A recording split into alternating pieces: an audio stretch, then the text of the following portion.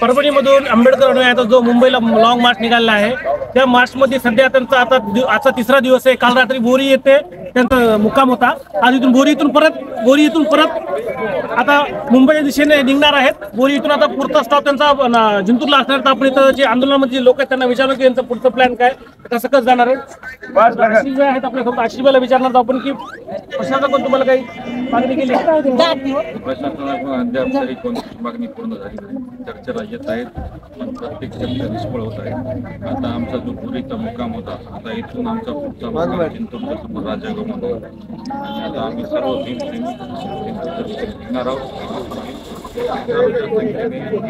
तयार आहे त्या मोर्चामध्ये सहभागी व्हायला। त्यामुळं आमचा हा लॉंग मार्च शांततेत पोलीस प्रशासनाने निघू द्यावा, कुठेही आडकाठी आणण्याचा प्रयत्न करू नये, अन्यथा आपल्याला सामोरे जावं। मोर्चामध्ये राहुल पठाण सगळे सामील झाले, तर राहुल पठाण आपण पत्रिका घेणार काय तुम्हाला काय वाटतं?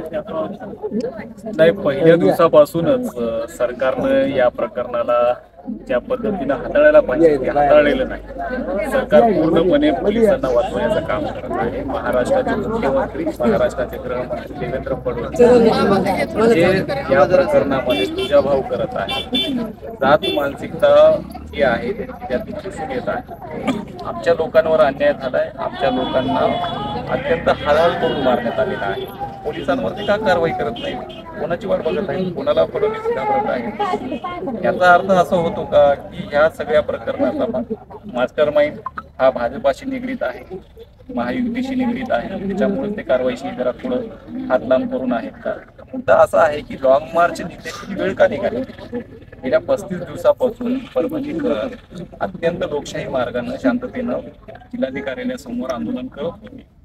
35 दिवसामध्ये त्यांनी तोडगा काढला नाही। आज लॉंग मार्च निघाला। आज एवढे थंडीच्या दिवसामध्ये महिलांना, लहान मुलांना, सगळ्या वयोवृद्धांना मुंबईच्या दिशेने निघावं लागलेलं आहे यासाठी। तर ही वेळ येण्याची जी कारण आहे त्याला जबाबदार महाराष्ट्राचे मुख्यमंत्री आहेत। तर महाराष्ट्राच्या मुख्यमंत्र्यांनी सगळे कामं बाजूला ठेवून तातडीनं आणि जबाबदारीनं यावर निर्णय घेणं गरजेचं आहे आणि तातडीनं त्यांनी याच्यावर भूमिका घेऊन ताबडतोब पोलिसांवर ऍक्शन घेणं आणि त्यांना सस्पेंड कायमस्वरूपी बडतर्फ करणं, त्यांच्यावर गुन्हे दाखल करणं ही आमची प्रथम मागणी आहे।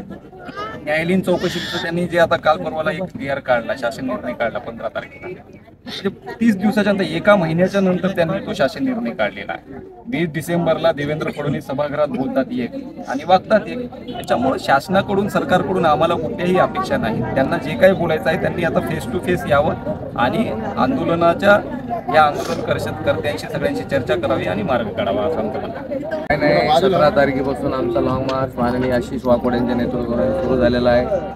आज बोरी या ठिकाणी मुक्काम आहे, पुढचा मुक्काम जिंतूरच्या समोर राजेगावला आहे। महाराष्ट्र सरकारचे प्रतिनिधी म्हणून माननीय आमदार सुरेश धस साहेब यांचे दूत या ठिकाणी खंडागळे साहेब आलेले। आमच्या मागण्याचा ड्राफ्ट आशिष भैया त्यांना देते। आमच्या मागण्या जर त्यांनी लेखी स्वरूपात पूर्ण केल्या आणि दिलेल्या आश्वासनापेक्षा जर दिलेलं पूर्ण ड्राफ्ट मान्य केला, आमचा लॉंग मार्च थांबवण्यासाठी आम्ही कुठेतरी आमचे सर्व आंबेडकरी संघटना विचार करू। परंतु जोपर्यंत आमच्या हातामध्ये काही पडणार नाही तोपर्यंत आमचा कोणताही निर्णय या ठिकाणी होणार नाही।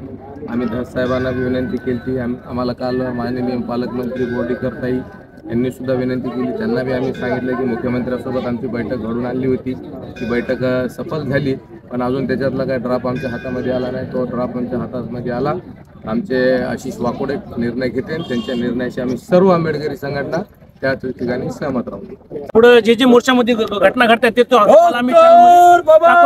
व्हिडिओ पर्यंत चॅनल सबस्क्राईब करा। पुढच्या घटनाचा अपडेट या चॅनल भेटत आहे।